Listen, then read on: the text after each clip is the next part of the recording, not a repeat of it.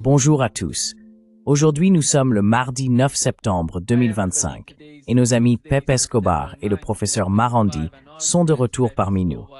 Bienvenue à nouveau. Hey everybody! Salut tout le monde, et voici la tasse Mao. Ce que je veux dire, c'est que la révolution n'est pas un dîner mondain, comme Mao le disait, mais elle peut commencer avec Mao dans une tasse de thé. With Mao in a teacup.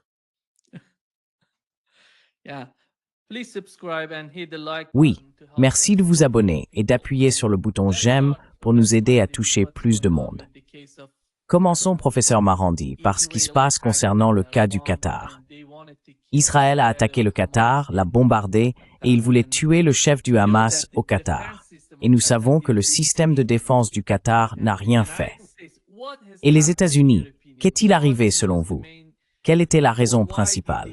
Pourquoi les États-Unis? Pensez-vous que les États-Unis ont informé le gouvernement qatari et qu'ils font semblant de ne pas être au courant?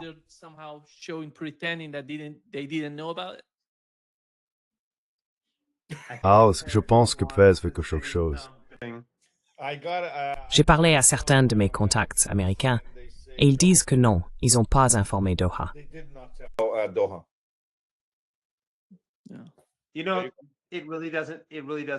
Vous savez, cela n'a vraiment aucune importance. Pensez-vous que si les Américains avaient prévenu le Qatar, cela aurait changé quelque chose? Ou pensez-vous que le gouvernement qatari aurait informé la direction du Hamas de rester à l'écart de ce bâtiment? Ils seraient restés silencieux et n'auraient rien fait. Le Qatar, malheureusement, comme les Émirats, même s'ils se détestent, comme les Saoudiens, même s'ils se détestent, comme les Bahrainis, même s'ils se détestent, ce sont des proxys. Les États-Unis n'ont aucun respect pour eux.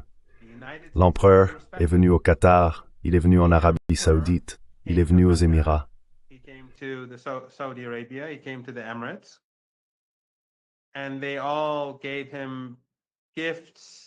Et ils lui ont tous offert des cadeaux, et des centaines de milliards de dollars, voire des milliers de milliards ont été promis, qu'ils aient cet argent ou non.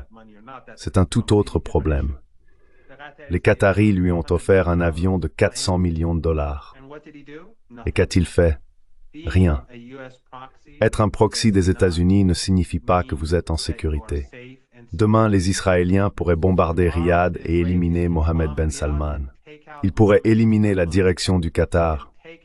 Ils pourraient éliminer Mohammed Ben Zayed. Et personne à Washington ne les arrêterait. Et ces régimes s'effondreraient parce qu'ils ne sont pas de vrais pays. Ce sont des dictatures familiales, leurs clans.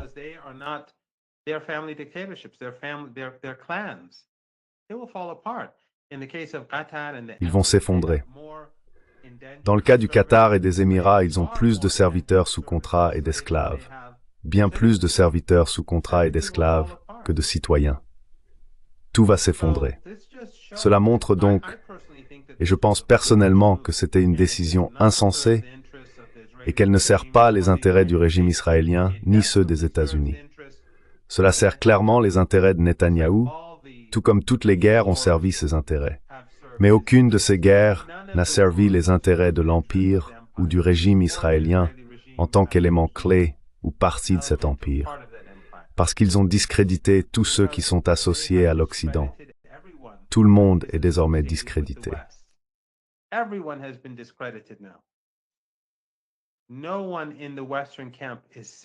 Personne dans le camp occidental n'est à l'abri, peu importe à quel point ils sont obéissants.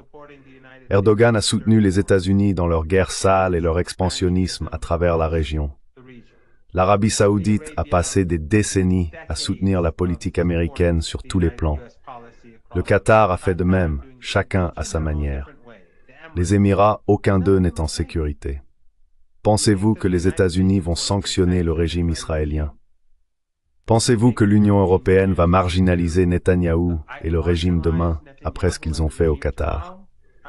Le Qatar a financé tout cela, leur offrant des cadeaux somptueux.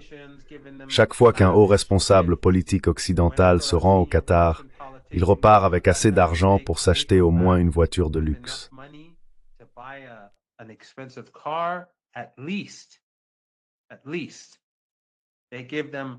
Au moins, ils leur offrent des montres bracelets en or massif. Ils achètent tout le monde autant qu'ils le peuvent. Mais dans quel but?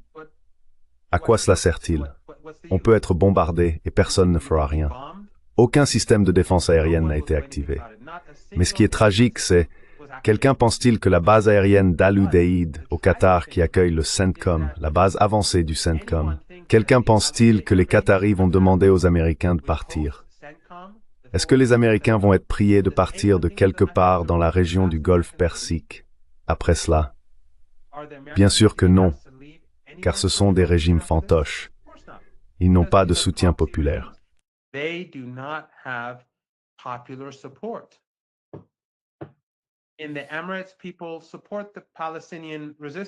Aux Émirats, la population soutient la résistance palestinienne, mais le régime émirati condamne l'attaque à Jérusalem ou Al-Quds. Il tue 100 Palestiniens par jour à Gaza depuis 2 ans maintenant, et les Émiratis ne publient aucun communiqué. Ils n'en publient un que lorsqu'un petit nombre d'Israéliens sont tués. Mais cela ne va pas les aider. Si le régime israélien, si et quand il décide d'agir contre les Émiratis, est-ce que tout cela va les aider? Non. Bien sûr que non. C'est, je pense, un moment important et très historique. C'est un moment clé. Le Qatar et Erdogan ont tout fait pour aider les Américains dans cette région, et d'ailleurs, ils ne sont pas des alliés de la résistance.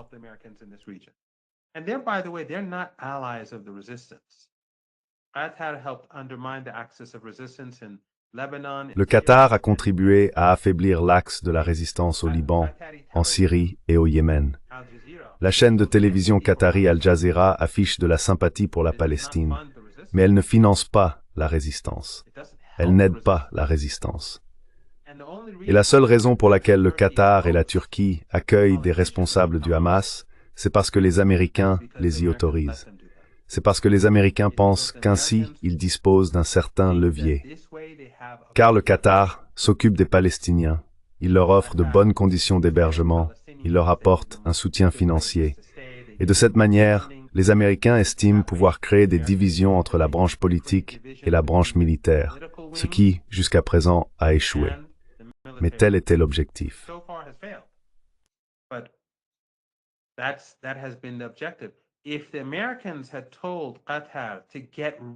Si les Américains avaient dit au Qatar de fermer les bureaux du Hamas à Doha, pensez-vous que les Qataris auraient dit non? Bien sûr que non. C'est la même chose à Istanbul. Rappelez-vous, quand Erdogan a arrêté ce pasteur en disant qu'il était impliqué dans le coup d'État, les Américains ont imposé quelques sanctions à la Turquie et il s'est agenouillé. Erdogan s'est agenouillé. Même s'il avait été condamné par les tribunaux turcs en Turquie, Erdogan l'a remis aux États-Unis. Pensez-vous que si les Américains disent à Erdogan de fermer les bureaux du Hamas en Turquie, il dira non? Bien sûr que non. Mais c'est une leçon à retenir pour les gens du monde entier. Je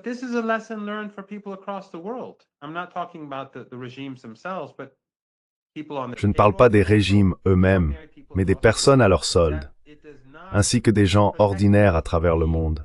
Cela ne vous protège pas d'être un agent des États-Unis, un proxy des États-Unis, ou si je veux être plus indulgent, disons un allié des États-Unis. Même si aucun de ces pays n'est véritablement un allié des États-Unis, ce sont tous des proxys. Donc à mon avis, Netanyahou a gravement nui aux États-Unis. Et cela a eu un impact en Iran, un impact énorme. Les 2 dernières années ont été un processus d'apprentissage pour beaucoup de gens en Iran, pour les libéraux et les jeunes, l'Holocauste à Gaza, puis la guerre non provoquée illégale, la Blitzkrieg qui a eu lieu alors que l'Iran négociait, et même les libéraux en Occident et les Européens qui s'opposaient à Trump soutenaient tous cette agression.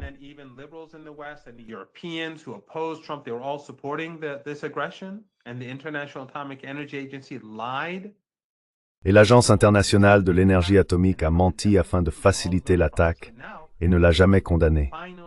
Tout cela a été un processus d'apprentissage. Mais aujourd'hui, l'argument final avancé par les libéraux en Iran est que si nous changeons simplement notre comportement envers les États-Unis, nous aurons la sécurité.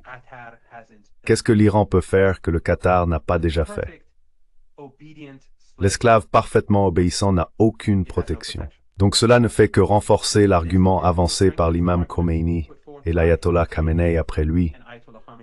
On ne peut pas faire confiance aux États-Unis, on ne peut pas faire confiance à l'Empire, et il faut rester ferme et intransigeant dans ses principes, car l'Empire est impitoyable et il est maléfique.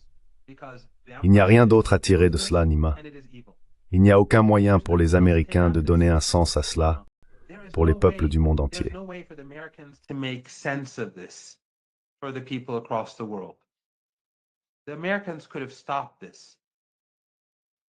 Les Américains auraient pu empêcher cela. Il ne fait aucun doute que les Américains étaient impliqués. La dernière proposition de cessez-le-feu a été, à mon avis, présentée par les Américains afin que les Israéliens puissent mener cette opération. Et le régime qatari, selon CNN, je l'ai tweeté, quelques minutes avant l'attaque, CNN avait déclaré que le Qatar faisait pression sur le Hamas pour accepter la proposition américaine. Donc je ne dis pas que le Qatar était impliqué dans l'assassinat, mais il faisait partie de ce processus visant à rassembler ces personnes. Et ensuite, les Américains donnaient le feu vert au régime israélien pour attaquer. C'est un peu comme ce qui s'est passé avec l'Iran. Bien sûr, l'Iran savait que le régime israélien allait attaquer. J'en étais même informé par des personnes.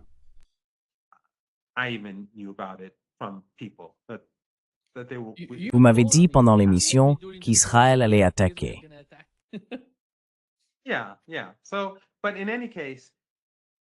Oui. Mais de toute façon, les Iraniens savaient. Les Iraniens se sont trompés dans le sens où ils ne pensaient pas qu'on allait s'en prendre à la direction. Ils pensaient qu'on allait attaquer des bases et le programme nucléaire, et ils ne pensaient pas qu'on allait tenter de mener une opération de changement de régime, comme on l'appelle en Occident. Mais dans tous les cas, les Iraniens négociaient. Des négociations indirectes avaient lieu avec les Américains, alors qu'ils conspiraient contre l'Iran. Et dans le cas du Qatar, c'est la même chose. Le Hamas menait des négociations de cessez-le-feu lorsqu'ils ont été attaqués par les Israéliens avec le soutien américain. On ne peut pas négocier avec les Américains. On ne peut certainement pas négocier avec le régime israélien. Je pense que cela a été une erreur et une mauvaise évaluation catastrophique de la part du régime israélien. Mais encore une fois, cela sert les intérêts de Netanyahou et de ses alliés fanatiques. Mais pour Israël, c'est, je pense, catastrophique. Pour les États-Unis, c'est sans aucun doute une erreur catastrophique.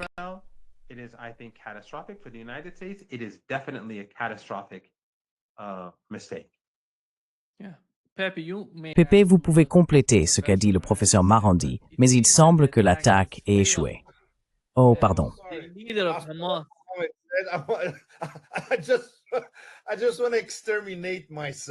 J'ai juste envie de m'exterminer après tout ça. C'est déprimant au-delà du cosmique. Explication brillante. Il n'y a rien à ajouter.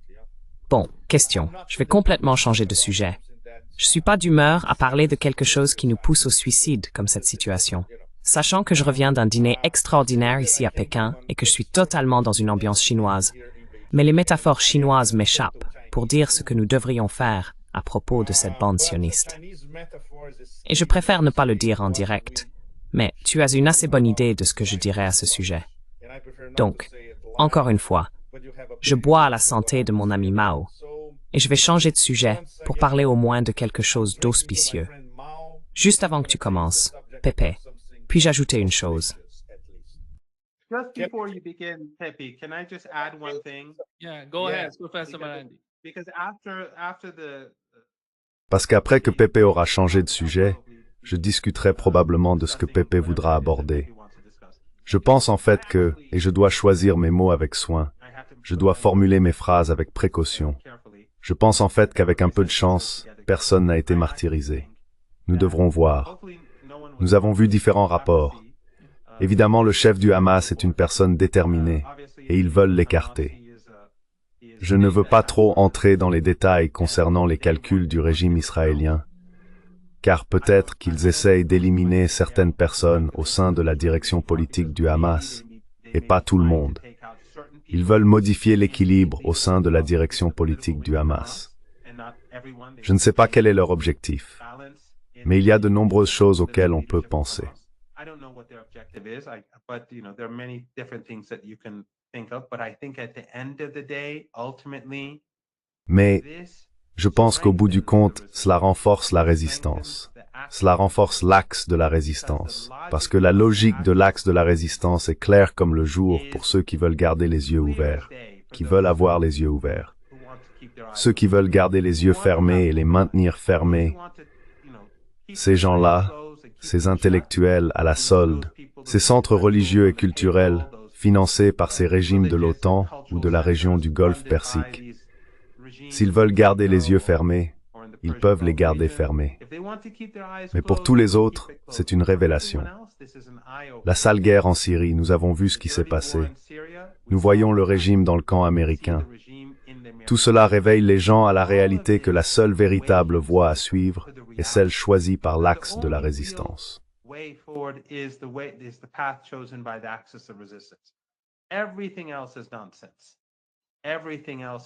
Tout le reste n'est que non-sens. Tout le reste est faux. Tout le reste relève de l'apaisement. Et tout le reste affaiblit la région tout en renforçant le sionisme et l'empire. Et je pense qu'être un serviteur, un agent, un proxy des États-Unis, un proxy parfait, et pourtant être malmené de cette façon, ouvre les yeux à beaucoup de gens. Les gens ne peuvent plus fermer les yeux, qu'ils travaillent pour le Qatar à Londres, pour les Saoudiens en Afrique, ou pour les Émiratis au Soudan ou ailleurs. Ils voient la réalité d'être un proxy occidental et les conséquences qui en découlent se dérouler sous leurs yeux. Je pense qu'en réalité, en mettant de côté le martyre potentiel des personnes, cela nuit au régime israélien.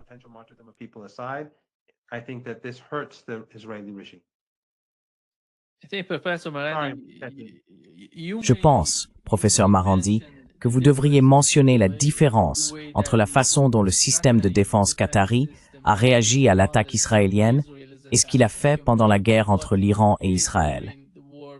Ils aidaient Israël de toutes les manières possibles. Et aujourd'hui, nous avons appris qu'ils n'ont rien fait contre cela. Et comment les avions sont-ils arrivés là-bas? Comment sont-ils arrivés?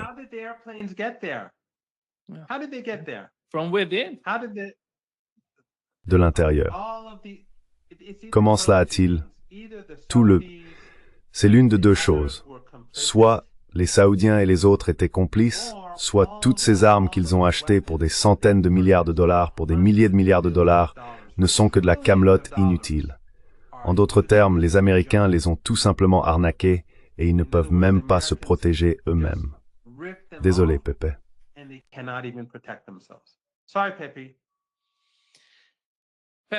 Pepe, changeons de ton pour faciliter ton propos.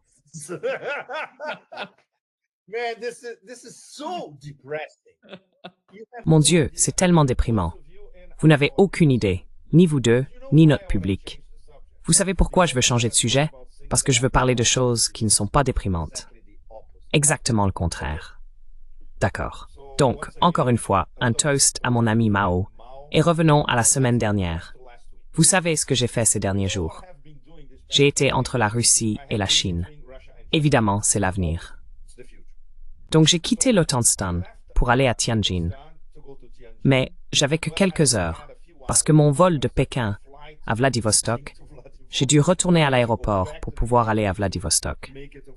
Donc j'ai vu un peu le sommet de l'OCS, pas trop, mais au moins j'ai ressenti l'ambiance de Tianjin et celle du sommet.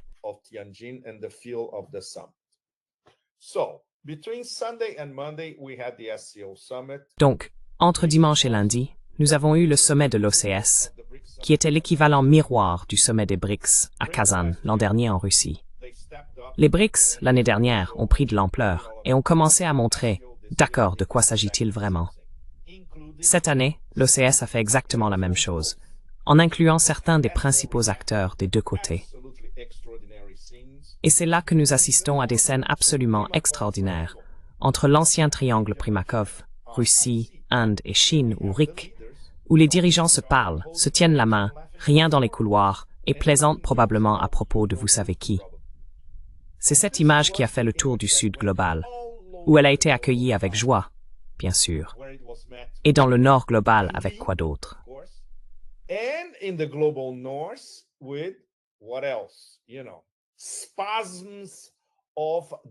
Vous savez, des accès de désespoir. Bien sûr, pourquoi le Eric parle-t-il ainsi, vous savez, si familièrement les uns avec les autres? Ce n'était que les 2 premiers jours. Personne ne savait ce qui allait se passer le lendemain, ce qui était encore plus important. Vladimir Poutine arrive à Pékin, vient ici à Pékin, est reçu à Zhongnanhai, la résidence officielle de la présidence chinoise, ancien palais impérial.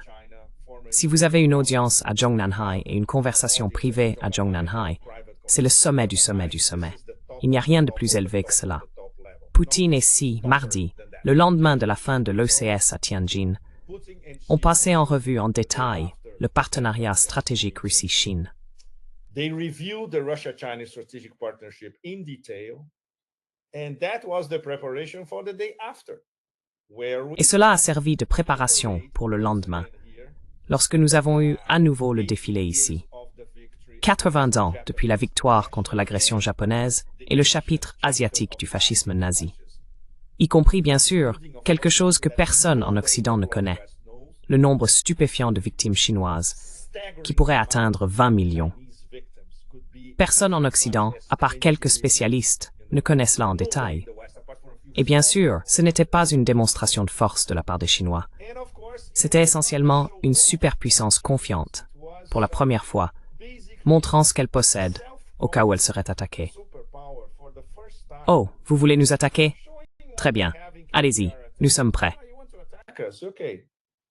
Bring it on. We are ready. This was the very polite, sophisticated message. C'était un message très poli, sophistiqué, dans un défilé chorégraphié à la perfection, absolument impeccable, d'une grande richesse. Ce week-end, je suis allé à une exposition sur la culture et l'art de Dunhuang, les grottes de Mogao. Vous savez, ce raffinement que l'on retrouve dans une culture capable de mettre en scène une exposition sur les premiers siècles de la route de la soie, en fait. Une telle finesse, une telle profondeur. Cela a été, en un sens, reproduit dans ce défilé. C'était magnifique à regarder, et ce n'était pas agressif. Même avec toutes ces armes létales exposées, ce n'était pas du tout agressif. En fait, cela s'est terminé par ce que je qualifierais même de jeu enfantin et ludique, lorsque des avions de chasse ont dessiné un 80 dans le ciel bleu de Pékin ce jour-là. In the blue skies over Beijing on that day, you know. So there was something absolutely stunning. C'était donc quelque chose de vraiment surprenant à voir. Et cela fait maintenant 4 jours que je suis ici. J'ai donc eu le temps de parler à quelques personnes à Pékin. Les gens étaient stupéfaits. Et en même temps, c'est d'ailleurs ce dont nous parlions il y a seulement quelques minutes avant que je vous rejoigne pour le dîner. L'un des universitaires m'a dit: nous étions très peu sûrs de nous auparavant. Nous n'avions pas assez confiance en nous. Les Chinois avaient en quelque sorte un complexe d'infériorité vis-à-vis de l'Occident. Mais peut-être que nous commençons à le dépasser. Peut-être que nous atteignons un nouveau palier. Et ce qui s'est passé entre Tianjin et le défilé à Pékin en l'espace de 2 jours, c'était la partie prometteuse de ce que j'essayais de vous transmettre. Et j'espère aussi à notre public.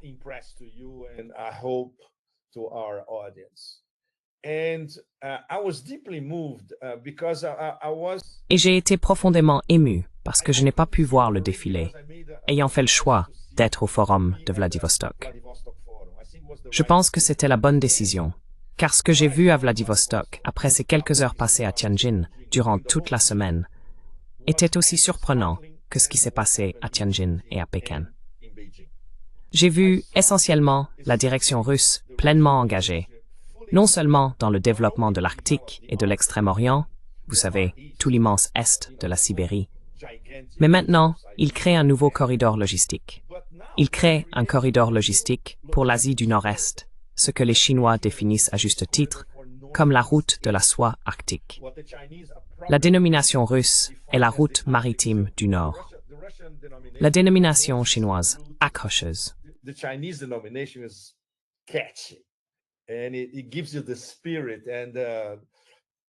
cela vous donne l'esprit et le rêve inhérent à la conquête de l'Arctique, à la conquête de la Sibérie, pour finalement la transformer en un corridor de connectivité. et c'est le corridor de connectivité du XXIe siècle, le corridor de connectivité du futur. Ainsi, les tables rondes les plus importantes à Vladivostok, c'est un forum exceptionnel. Ce n'est qu'en y allant que l'on comprend, car on y voit tous ceux qui vivent à l'est de l'Oural, représentés, y compris les populations autochtones, les populations originelles.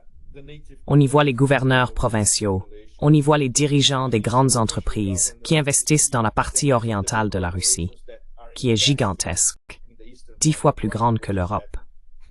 It's gigantic, 10 times bigger than Europe.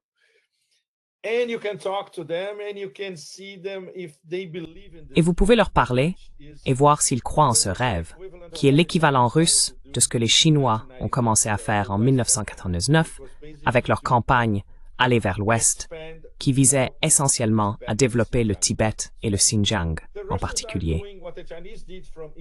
Les Russes font ce que les Chinois ont fait d'Est en Ouest, les Russes le font d'Ouest en Est, c'est-à-dire l'Arctique et l'Extrême-Orient.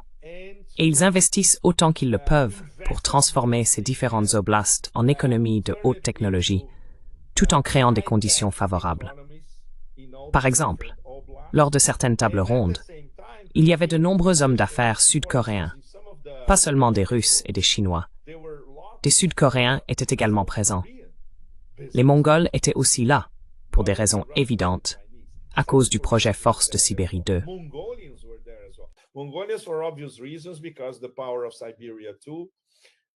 The announcement that they clinched the deal, the announcement came. L'annonce qu'ils avaient conclu l'accord a été faite lors du forum de Vladivostok. Il s'agit donc de la question du pétrole et du gaz, dont la Sibérie et l'Arctique regorgent, ainsi que du corridor de connectivité. Comment peut-on établir un corridor de connectivité dans l'Arctique? Parce qu'il faut une flotte de brise-glace nucléaire. Quel est le seul pays au monde à posséder une flotte de brise-glace nucléaire? 8 déjà en service, 2 en construction et 2 autres en projet. Sans compter les autres qui ne sont pas nucléaires.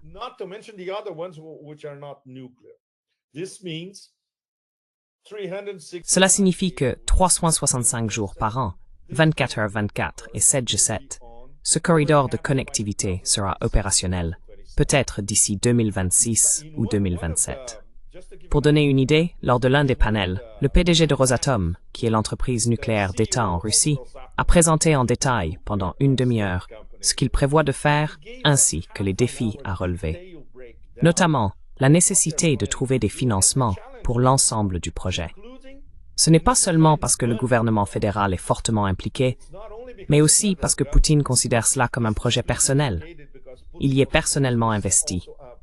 Il voit cela comme une question de sécurité nationale et comme le grand projet de développement de la Russie au XXIe siècle. C'est énorme. Énorme. Donc vous savez, la première partie de la plénière, par exemple vendredi dernier, était la session plénière. Poutine, bien sûr, a prononcé son discours.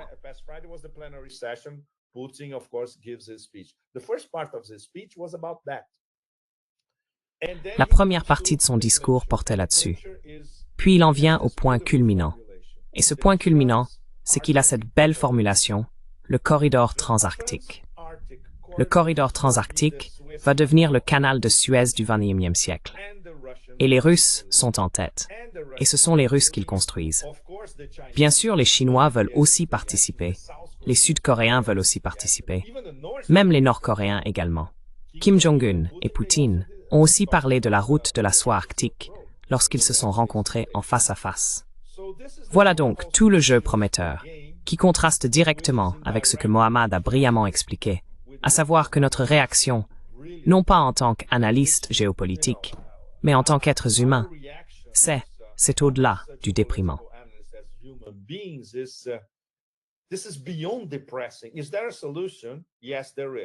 Y a-t-il une solution? Oui, il y en a une. Nous savons tous quelle est la solution. Malheureusement, cela n'arrivera pas, se débarrasser de cette secte de la mort. La question est donc, comment la planète va-t-elle se débarrasser de la secte de la mort? Ce ne sera pas l'ONU.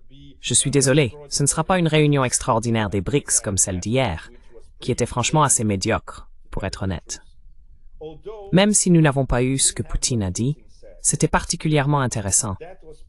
Le Kremlin a interdit la diffusion des propos de Poutine. Il a donc probablement dit quelque chose de très très dur, et le Kremlin préfère garder cela secret. Nous avons donc vu ce que Lula a dit. Des platitudes, désolé. So we saw what Lula said, platitudes, I'm sorry. We saw what Xi Jinping said, also platitudes, I'm sorry. Nous avons vu ce qu'a dit Xi Jinping. Là aussi, des platitudes. Je suis désolé. Mais Poutine a probablement dit la vérité, et nous ne savons pas ce que c'était. Mais c'était sans doute un appel aux armes, au sens figuré, pour les BRICS. Du genre, les gars, il faut qu'on se ressaisisse maintenant, sinon ils vont s'en prendre à nous un par un, ce que les Américains font déjà. Et les partenaires des BRICS aussi. Il y a une révolution de couleur en cours en Indonésie en ce moment même. Une révolution de couleur commence également au Népal, à l'instant où nous parlons. Donc, au moins je préfère vous laisser, vous, notre public, avec cette semaine extraordinaire et prometteuse, à l'échelle de la Russie, de la Chine et de l'Eurasie la semaine dernière, qui a changé les règles du jeu. Le jeu se joue désormais à un tout autre niveau. Les Américains n'ont absolument aucune idée de la façon dont cela va évoluer. How this is going to proceed. The only thing, for instance, that registers in the mind of the La seule chose, par exemple, qui retient l'attention du maître de piste du cirque à Washington, c'est « Ah, peut-être que nous pouvons conclure beaucoup de nouveaux accords avec la Russie, essayer d'obtenir de nouveaux accords avec Rosatom ou même avec Rosneft. » J'ai confirmé cela à Vladivostok. ExxonMobil et Rosneft discutent déjà depuis 6 mois de la possibilité de revenir sur le projet gazier de Sakhalin et d'autres investissements dans le pétrole et le gaz en Russie. Donc, il s'agit essentiellement d'amener l'oligarchie américaine à refaire des affaires avec l'oligarchie russe, sans résoudre tous les grands problèmes du partenariat stratégique ou non stratégique entre la Russie et les États-Unis, y compris le sous-texte, qui n'est autre que la guerre en Ukraine. Cela n'arrivera pas, mais c'est la seule chose qui préoccupe Trump. But this is the only thing that registers in Trump's mind. In fact, Trump wants to continue to talk to Putin because En réalité, Trump veut continuer à parler à Poutine parce que ouvrons l'Arctique aux entreprises américaines. Oubliez ça. Si vous ne faites pas de concessions sérieuses, ce que vous ne ferez pas, car l'état profond vous mettrait littéralement une balle dans la nuque, cela n'arrivera pas. Mais les Russes sont des maîtres dans l'art de... Je dirais que les Russes utilisent une feinte brésilienne avec Trump. Et ça marche. Ça marche parce que cela laisse Trump encore plus abasourdi et confus qu'il ne l'est déjà en permanence. Mais l'événement le plus important de la semaine dernière, c'est que cela a changé la donne. Et cela a changé la donne en lien avec l'OCS, la proposition de gouvernance mondiale du président Xi, la rencontre en face à face entre Poutine et Xi ici à Pékin, le défilé ici à Pékin le lendemain, et tout ce qui a été discuté à Vladivostok, où l'Eurasie était omnisante.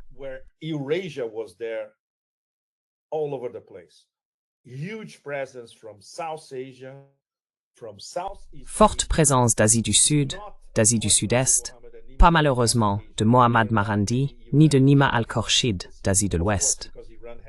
Il n'y avait pas beaucoup d'Iraniens à Vladivostok cette année. Bien sûr, car l'Iran a de sérieux problèmes à résoudre chez lui, et la possibilité d'une nouvelle attaque, probablement en lien avec les États-Unis et Israël. Et quelques Africains également, très peu de Latino-Américains. Mais il s'agissait d'un forum eurasiatique. C'est comme si ce forum de l'Eurasie complétait le forum géopolitique de l'OCS. C'était donc le bras géoéconomique pour une grande partie de l'Eurasie concernant nos prochaines étapes.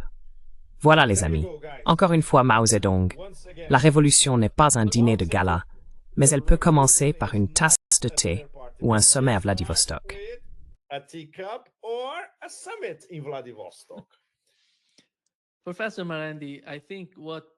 Professeur Marandi, je pense que ce que Pepe a mentionné à la fin de ce qu'il a dit, c'était l'attaque contre l'Iran. Et voici ce qu'a déclaré le chef du Conseil politique suprême du Yémen, Mahdi al-Mashat. L'attaque israélienne contre Dahia sera répétée et à une plus grande échelle dans toute la région si nous ne nous unissons pas pour faire face à la menace sioniste. Un front, quand on pense à l'Iran, serait la manière dont l'Iran considère la Chine, la Russie, ainsi que les sommets des BRICS et de l'OCS comme un moyen de gagner une certaine dynamique sur le plan économique et sécuritaire. Mais l'autre aspect serait régional, comme l'a dit le chef du Conseil politique suprême du Yémen. Quel est votre avis à ce sujet?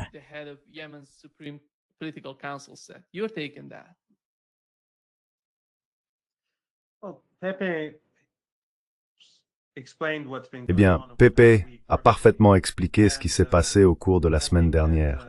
Et je pense que c'était aussi une excellente occasion pour les Iraniens et les Chinois, ainsi que pour les Iraniens et les Russes, de s'exprimer. Le président a eu une très longue réunion privée avec le président Poutine. Elle a duré 2 heures. Et compte tenu de tout ce qui se passait, 2 heures, c'est très long pendant ces 3 ou 4 jours où il y avait près de 30 chefs d'État en Chine. De plus, les Iraniens ont conclu de très bons accords avec les Chinois concernant la coopération économique et l'investissement. Je pense que les 2 pays vont se rapprocher encore davantage. Ironiquement, je pense que ce qui s'est passé au Qatar renforce encore plus cette réaction, car cela montre une fois de plus que négocier avec les États-Unis est inutile.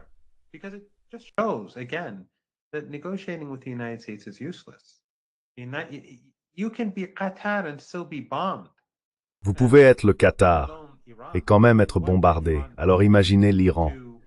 Je veux dire, que peut faire l'Iran pour que les États-Unis se comportent normalement comme un pays normal?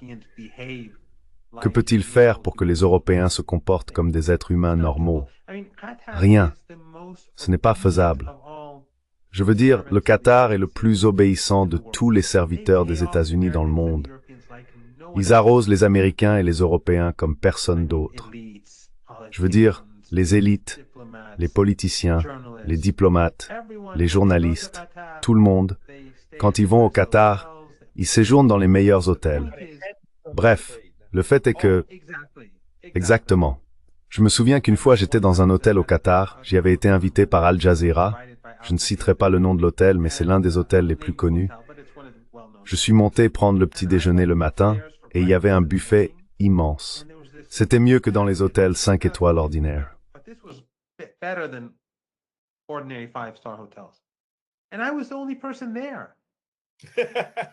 J'étais la seule personne présente. Il n'y avait personne d'autre. Et il y avait environ 5 jeunes hommes et femmes qui attendaient pour me servir. C'était inconfortable. Je voulais manger quelque chose, mais ils attendaient tous de voir ce qu'ils pouvaient faire pour moi. Que peut donner de plus le Qatar? Et le Qatar avance dans une direction où finalement, lorsque l'énergie sera épuisée ou quand cela arrivera, ce sera un désert, car ils font rien pour en faire un pays comme Singapour. Et c'est pareil pour les Émirats d'ailleurs. Tout semble beau et fantastique, mais ils ne le développent pas comme un vrai pays. Il n'y a pas de pouvoir. Le pouvoir qui existe vient de l'OTAN, il vient des États-Unis. Si cela est retiré, il ne reste rien. C'est une coquille vide. Tous ces régimes sont des coquilles vides. Même la Turquie l'est.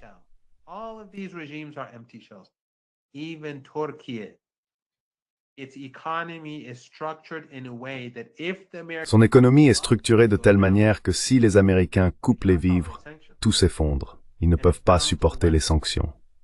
Et elle est liée à l'Occident. L'OCS offre cette alternative.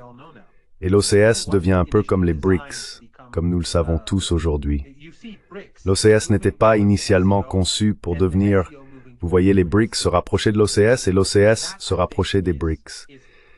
Et cela, je pense, est très important pour les mois et les années à venir.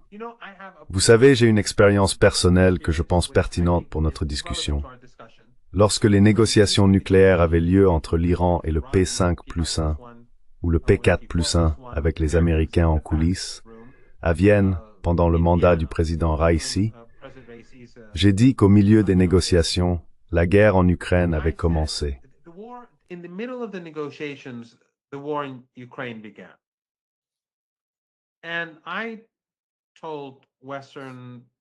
Et j'ai dit aux journalistes occidentaux et aux élites qui venaient discuter à Vienne que l'hiver approchait pour les Européens parce qu'ils avaient coupé le commerce.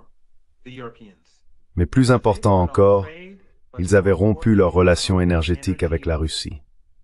Et s'ils voulaient assurer leur sécurité énergétique, ils devaient conclure un accord avec l'Iran.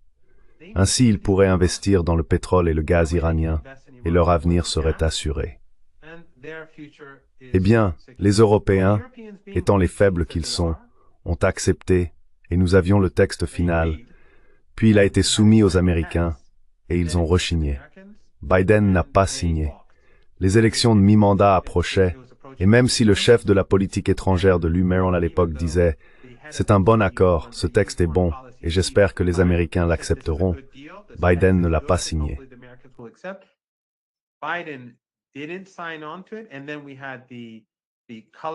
Et puis il y a eu la révolution de couleur en Iran, ou du moins la tentative d'une révolution de couleur. Ce n'a jamais été quelque chose de très important, et cela n'avait rien à voir avec Mahsa Amini, la pauvre jeune femme. Il n'y a jamais eu de preuve qu'elle ait été battue. Les images ne le montrent pas. Les preuves montraient qu'il s'agissait d'une volonté de s'orienter vers l'Occident.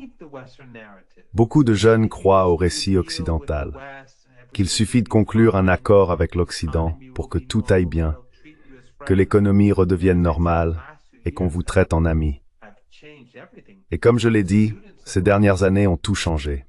Aujourd'hui, de jeunes étudiants viennent me voir dans les couloirs pour me dire « Je me suis trompé », ou certains de mes anciens étudiants me contactent pour me dire « Je me suis trompé ».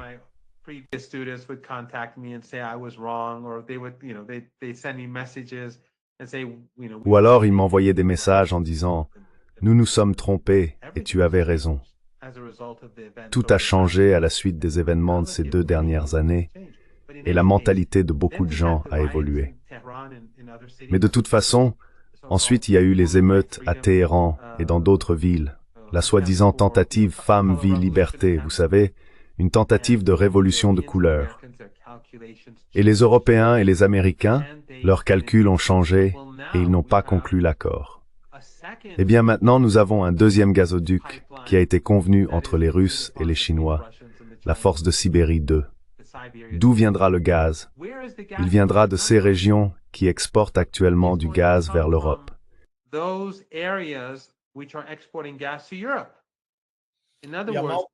En d'autres termes, depuis la péninsule Yamal, il était censé approvisionner les Nord Stream. Et maintenant, il va approvisionner la Chine.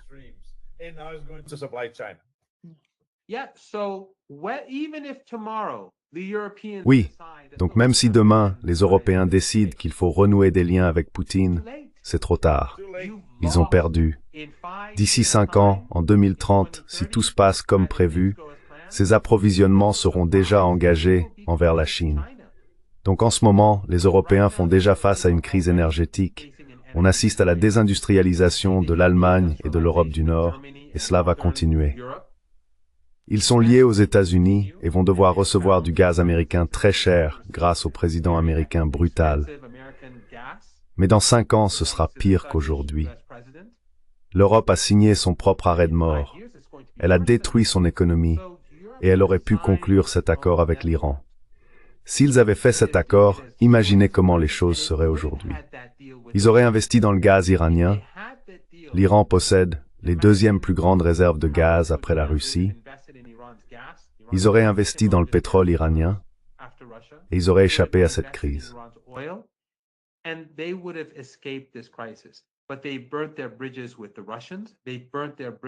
Mais ils ont brûlé leurs ponts avec les Russes. Ils ont brûlé leurs ponts avec les Iraniens. Ils ont brûlé leurs ponts avec les Chinois. Et donc le sort de l'Europe est scellé. Elle n'a pas d'avenir.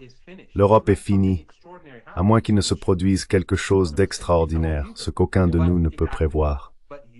Exactement. Mais l'Europe est finie. Ils se sont infligés cela eux-mêmes. Leur obéissance aux États-Unis, leur arrogance envers l'Iran, les Russes et les Chinois, mais surtout leur obéissance aveugle aux États-Unis les a menés à ce stade. Donc cet hiver européen, je viens de lire quelque chose, je crois que c'était dans Politico, je n'ai pas lu l'article, mais il disait « le siècle européen de l'humiliation ». Oui, comme le siècle chinois de l'humiliation. Le siècle européen de l'humiliation qui commence maintenant. Exactement. Exactement. Starting now.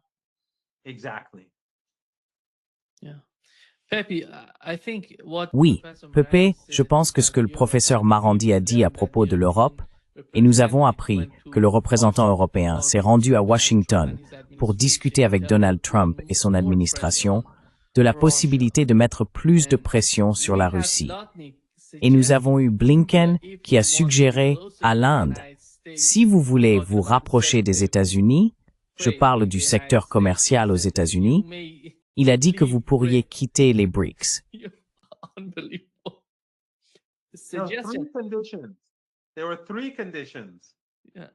Il y avait 3 conditions. Le renforcement du dollar en faisait aussi partie. C'est incroyable, l'arrogance de ces gens. Oui, désolé. Oui, on devrait arrêter de prêter attention à ces idiots. Franchement, ces gens ne pourraient même pas gérer un stand de hot dog. Tu sais, ils se font passer pour des responsables gouvernementaux et tout ça, c'est ridicule. Mais les Européens, non, personne en Europe ne leur prête attention, à part la partie endoctrinée, tu sais, surtout les Britanniques, les Allemands et les Français. Par exemple, les Italiens, ils ne leur prêtent plus attention. Mais les Italiens, ils ont ce côté anarchique. Et bien sûr, ils savent vivre. Ils prennent soin de leur vie et l'améliorent. Et ils se moquent du gouvernement, de toute forme de gouvernement, ou des politiciens d'ailleurs.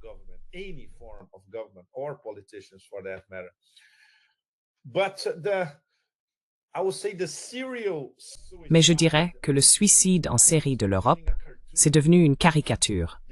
Ils deviennent la parodie de leur propre désastre, en fait. Et c'est jour après jour.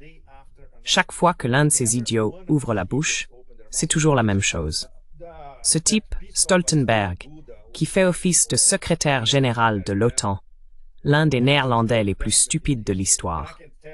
Et je peux le dire parce que la famille de mon père est néerlandaise, donc je connais un peu ces gens-là. Qu'a-t-il dit l'autre jour? C'était quelque chose de tellement extravagant.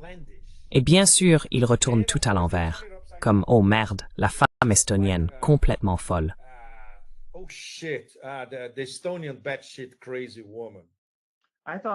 Je pensais que tu voulais peut-être dire quelque chose sur la Finlande qui aurait gagné la Seconde Guerre mondiale, ou quelque chose comme ça. Non. Ce qu'il a dit était encore pire.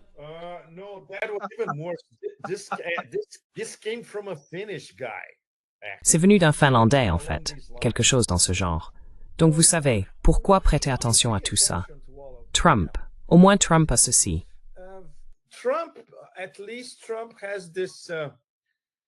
La Chine n'excelle pas dans les sciences sociales. Exactement.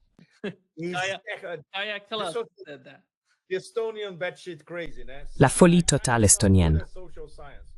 La Chine n'est pas douée en sciences sociales. Si tu emmènes cet imbécile à l'université Fudan à Shanghai, par exemple, elle ne pourrait même pas nettoyer les sols de l'université Fudan, qui, comme Mohamed le sait, est d'ailleurs l'une des meilleures universités de Chine pour les sciences sociales. Donc tu sais, c'est une perte de temps pour tout le monde, en fait. Les Européens s'en fichent. Tu vois, j'ai passé un peu de temps en France avant de revenir en Russie et en Asie. Et j'adore parler avec des gens ordinaires, des gens normaux qui ne suivent pas la politique. Des pêcheurs en Bretagne, ce genre de personnes. Des agriculteurs en Normandie, tout ça. Et ils disaient, eh bien, on s'en fiche complètement de ces gens-là.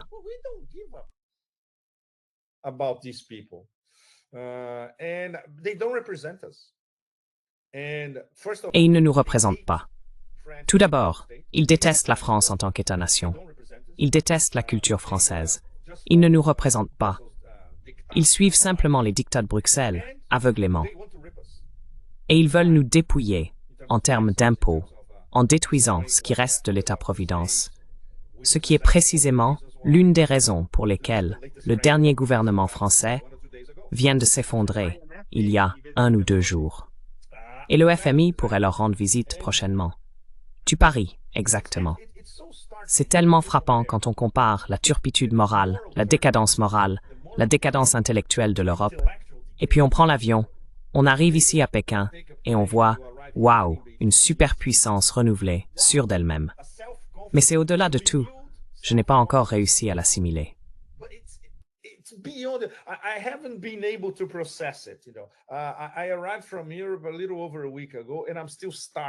Je suis arrivé d'Europe il y a un peu plus d'1 semaine, et je suis encore frappé par les comparaisons. Votre esprit est complètement bouleversé.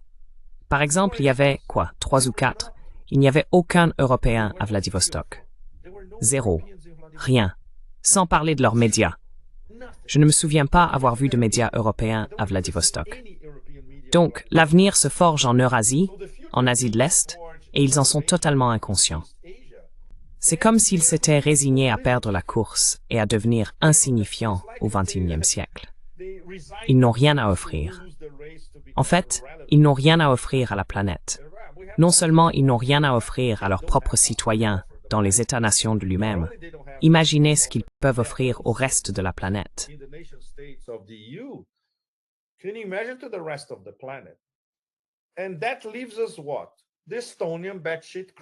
Et alors, qu'est-ce qu'il nous reste? L'Estonienne, complètement folle, qui ouvre la bouche et embarrasse 450 millions d'électeurs européens à chaque fois qu'elle parle. Incroyable. Et une autre chose en Chine, les conversations que j'ai eues ces 3 ou 4 derniers jours ici, avec certains des plus grands intellectuels de l'intelligentsia chinoise, ils restent très modestes. Ils ne se vantent de rien, même pas du fait qu'ils sont désormais essentiellement les leaders du XXIe siècle. Point final. Sur le plan géopolitique et géoéconomique. Mais vous savez, c'est toujours « Non, nous devons faire mieux. Nous ne sommes pas assez forts. » Bon, maintenant il faut expliquer à la majorité de notre population pourquoi la direction se sent confiante, que la Chine doit être plus affirmée dans les relations internationales, et tout ça. Ils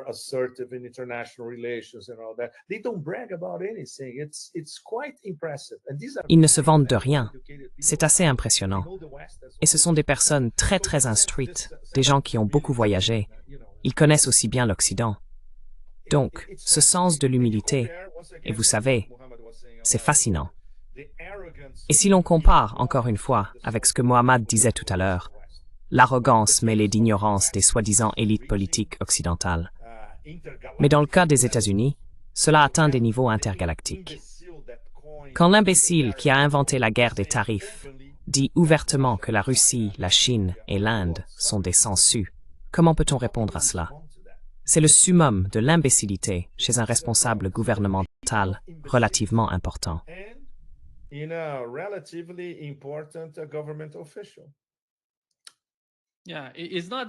Oui, ce n'est pas si étrange. Ce genre de comportement que tu as mentionné, Pepe, n'est pas si étrange pour les Iraniens. Je pense que c'est parce que l'humilité fait partie de la culture des pays orientaux, n'est-ce pas, professeur Marandi?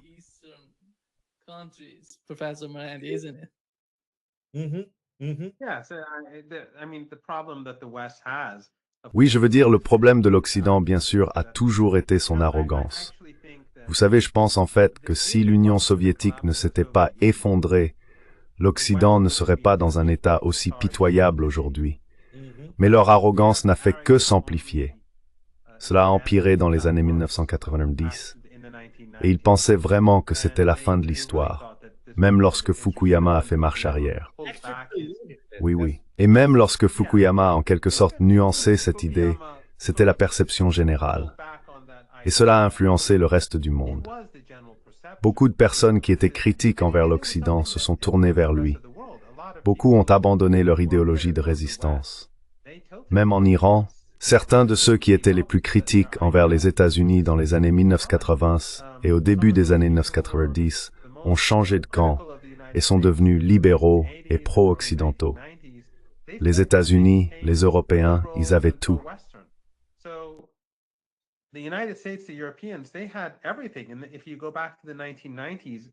Et si vous remontez aux années 1990, c'est comme un monde complètement différent de ce que nous voyons aujourd'hui. Complètement différent. Et ils sont devenus encore plus arrogants. Ils ont été arrogants pendant des siècles. C'était un monde eurocentrique. Vous pouvez lire leurs œuvres orientalistes, que ce soit sur la Russie, notre région, ou ce qu'ils appelaient l'Extrême-Orient. Même les termes, l'Extrême-Orient, le Moyen-Orient, le Proche-Orient, tout cela est eurocentrique. C'est le langage de l'Empire. Mais en tout cas, leur arrogance a toujours été là. Mais maintenant, cette arrogance repose sur du vide. C'est une coquille vide. Je veux dire, Pepe a été en Chine. il dit à quel point Pékin est impressionnante. Pékin est la grande ville la moins impressionnante de Chine que j'ai jamais visitée. Donc si Pékin est impressionnante, je veux dire, j'étais à Tianjin il y a quelques semaines pour la première fois. Je n'y étais jamais allé auparavant. Très impressionnant. C'est le cas.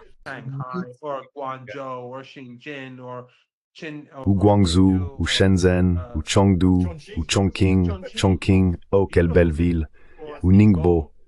Toutes ces villes me paraissent plus impressionnantes que Pékin. Et elles ont toutes des décennies d'avance sur tout ce que j'ai vu en Europe ou en Occident. Des décennies d'avance. Et l'écart ne cesse de se creuser. Encore une fois, si l'on revient à l'avenir de l'Europe, et c'est aussi vrai pour les États-Unis, mais d'une manière différente. Et même si les États-Unis sous Trump poussent de plus en plus l'Europe vers l'abîme, cela finira par nuire aux États-Unis, car si vous détruisez vos propres alliés, cela vous affaiblit. Un empire a besoin d'alliés puissants. Un empire n'a pas besoin d'alliés qu'il doit porter. Des alliés appauvris et brisés.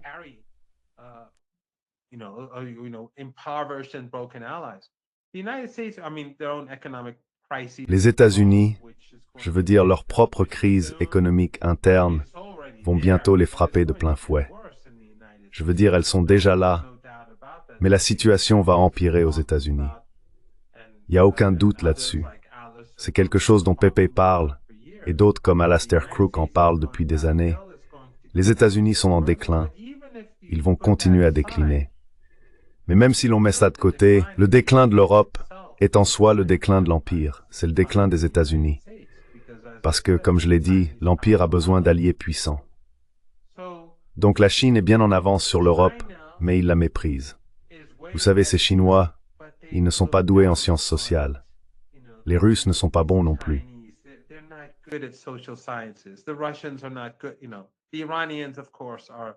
Vous savez, les Iraniens, bien sûr, eh bien, les missiles iraniens, ils ont vaincu le régime israélien, même si toutes ces bases dans le Golfe Persique et en Turquie, ainsi que l'espace aérien de l'Irak et de la Jordanie, ont été utilisées par les Israéliens, et que l'ensemble des systèmes de défense aérienne américains et européens étaient là pour aider les Israéliens. Leurs armes étaient là pour aider les Israéliens, à la fois en défense et en attaque. Le régime israélien a perdu. Ils ont perdu face à de jeunes ingénieurs iraniens. Ils ont perdu face à de jeunes conducteurs de chameaux et têtes enturbanées d'Iran. Leur empire n'est qu'une coquille vide. Leur arrogance aujourd'hui est totalement injustifiée. Par le passé, lorsqu'ils avaient la première économie du monde, ou l'une des premières économies du monde il y a des décennies, l'arrogance, bien sûr, n'a jamais été une qualité positive. Mais Marajikwain n'est pas juste à fière arrogance. Aujourd'hui, il ne sait rien.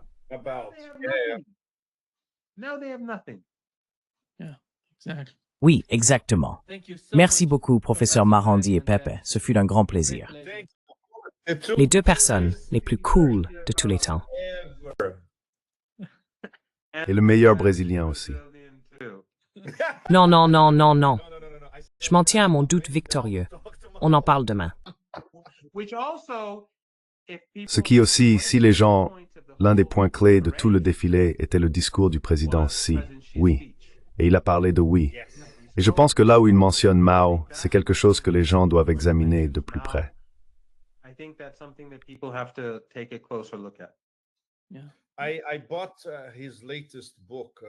J'ai acheté son dernier livre, La modernisation de la Chine, qui est une collection de citations tirées de plusieurs discours passés, en fait, depuis 2012. Et c'est fascinant parce qu'il y a des années, il parlait déjà de gouvernance mondiale. Ce n'est pas apparu seulement ces 2 ou 3 dernières années. Il en parlait déjà en 2015, 2016. Cela montre donc une certaine cohérence. Et c'est fascinant. Aujourd'hui, j'ai revisité la tour de la cloche et la tour du tambour. Et c'est fascinant, totalement chinois.